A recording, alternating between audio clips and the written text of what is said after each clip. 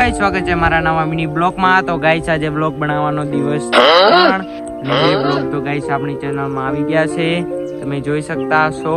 અને ગાઈસ એક તમને હું ખેતીવાડીમાં અગત્યનું સાધન બતાવવા જઈ રહ્યો છું, અને તે સાધન તમે ક્યાંય જોયું હોય તો એકવાર કોમેન્ટ કરજો। તો ગાઈસ આ છે રોટાવેટર ને આની કંપની છે શક્તિ। ને આ જ્યારે આપણે રાયડાની સિઝન આવે છે તે રાયડાની સિઝનમાં આ રોટાવેટર ખૂબ જ કામ આવે છે, ને કામ આવે છે જ્યારે તેના સાલા મોટા થાય છે ને ઝીણા ઝીણા કતરવા માટે રોટાવેટરનો ઉપયોગ કરવામાં આવે છે।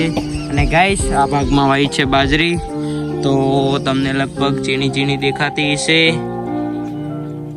ગાઈસ દેખાતી હશે।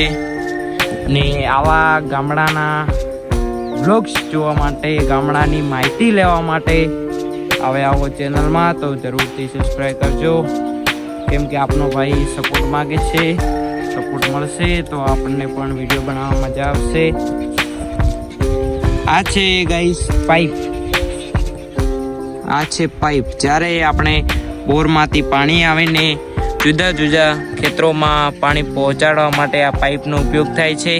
અને આ પાઇપનો લોક હોય છે, આ પાઇપ 20 ફૂટ હોય છે, 20 ફૂટ ગાઈસ। 20 ફૂટની પાઇપ આવે, 10 ફૂટની આવે, 15 ફૂટની આવે, પણ આ અમારી પાઇપ 20 ફૂટની છે ગાઈસ, તમે જોઈ શકતા હશો।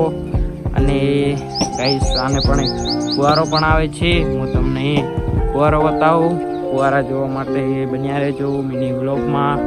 ને ગાઈસ જે ખેતી કરતો હશે, ખેતી કરનારને તો ખબર જ હશે કે આને શું કહેવાય છે। ગાઈસ આ છે ફુવારો, હું તમને બતાવું।